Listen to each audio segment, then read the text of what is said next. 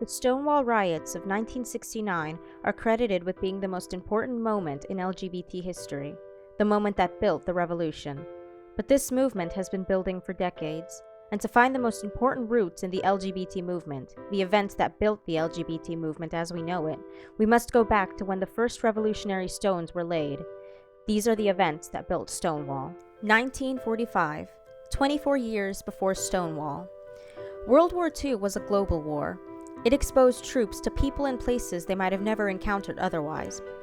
This is how many LGBT troops were exposed to one another. Many only came to realize their orientation after meeting others like themselves. Many who already knew their orientation were able to come in contact with one another, which helped encourage self-acceptance among these different orientations, and a realization that there was a whole population of LGBT individuals. While this was a positive influence for the growth of the LGBT community, life in the military also put them at risk for facing consequences if they were discovered. For starters, during medical examinations of the enlisted, medical professionals performed screenings which were intended to identify LGBT people. These screenings were not very effective. However, if authorities caught wind of LGBT activity among those in service, then they could be given blue discharges, marked HS for homosexual. This kind of discharge labeled the recipient as someone with a psychiatric condition and denied them GI benefits and civilian jobs. Additionally, those discharged could be sent to psychiatric wards where experiments would be performed in order to develop methods to identify other LGBT persons. Despite this, World War II was largely a watershed moment for the LGBT movement. The exposure of LGBT individuals to others of similar orientation helped them to form their own independent subculture which promoted acceptance. After the war, many LGBT individuals moved to urban areas to escape the prejudice of their hometowns and find others like themselves. This was the beginning of what we know today as the LGBT community. This is when the LGBT culture and movement really began to blossom. However, the end of the war also marked the beginning of another movement, known as McCarthyism. Senator Joseph McCarthy is most widely known for his anti-communist rhetoric, which launched an anti-communist witch hunt among federal employees during the Cold War era. But his rhetoric also dealt a blow to the LGBT community. McCarthy characterized members of the LGBT community as morally and psychologically weak, likened them to corrupt communists, and accused them of being more likely to give away government secrets. The LGBT community was viewed as a security risk. McCarthy played on the fears of those against LGBT culture. The Truman administration responded by implementing a loyalty security program designed to dismiss potential security risks. That included communists and sexual perverts, another phrase used to describe the LGBT community. About 425 allegedly LGBT federal employees were fired between 1947 and 1952. Eisenhower expanded Truman's executive action with his own, Executive Order 10405. By 1961, more than 5,000 public servants were fired for suspected homosexuality. Anti-LGBT laws were nothing new.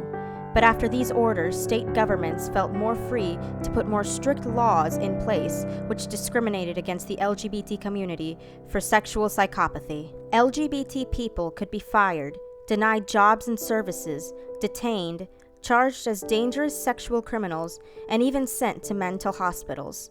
Additionally, in many states, LGBT people were not legally protected from prejudice or violence. But the era after World War II is not labeled the homophile movement for nothing. Despite efforts to extinguish it, this was still an era of growth for the LGBT community. In 1950, the first substantial homophile organization, the Mattachine Society, was founded by Harry Hay. Many other organizations sprang up afterwards, including the Daughters of Bilitis, the first social organization for lesbians. Many of these groups contributed to protesting for the rights of the community. This includes picketing and sit-ins.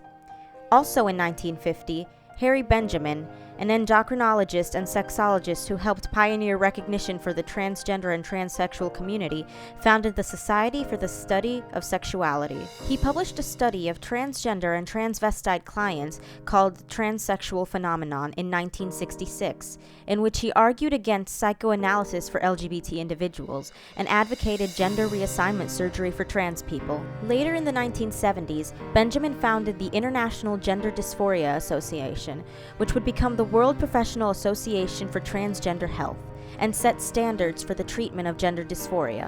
In 1952, Christine Jorgensen became the first widely known trans woman in the U.S. to undergo gender reassignment surgery.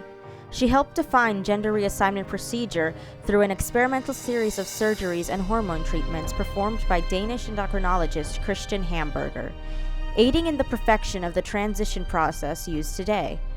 She opened many doors for researchers, including Harry Benjamin, and members of the LGBT community alike.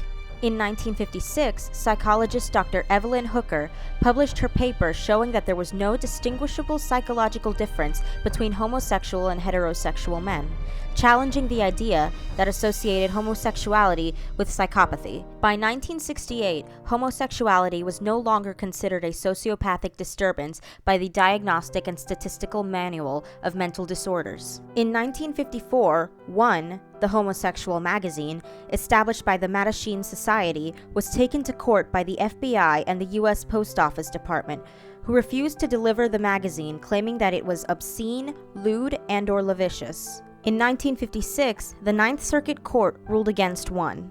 In response, One took their case to the Supreme Court. In the case of One Incorporated versus Olson, the Supreme Court ruled that speech in favor of homosexuals is not inherently obscene on January 13, 1958, marking the first LGBT Supreme Court victory.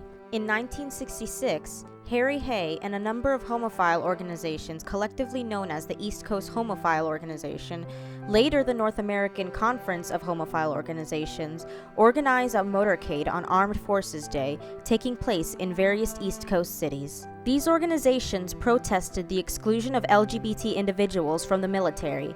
Many protesters held blue discharges from their service in World War II. The Armed Forces Motorcade, held in Los Angeles, New York, Philadelphia, San Francisco, and Washington, D.C. on May 21st, became known as the First National Homophile Protest. These people and events helped build a community and an identity among those who identified as LGBT. They paved the way for the LGBT movement and established a cultural niche for LGBT individuals. Anti-LGBT movements, such as the Lavender Scare, only helped to empower LGBT individuals to create a sense of community, to come together and promote self-acceptance, as well as fight for the rights of LGBT persons. World War II brought together individuals who had once been isolated from one another. And in the era after LGBT people had discovered themselves and each other, LGBT individuals would never be alone again. Finally, June 28, 1969, in Greenwich Village, the New York City police raid a gay club in the early hours of the morning. Police targeting gay clubs was a standard occurrence, but unlike previous routine police raids, the patrons of the Stonewall Inn began to resist until the resistance exploded into a riot that lasted 3 days. The LGBT community had had enough. This was not the beginning of the LGBT movement. This iconic event was the result of a revolution that had been building for years. But this event marked a new era for the LGBT movement, which continued the actions of those that built the road that would lead to Stonewall and the contemporary LGBT+ movement. June 28, 1970, exactly a year later, members of the LGBT community gather in New York to commemorate the Stonewall riots. This is considered the first of many future pride parades.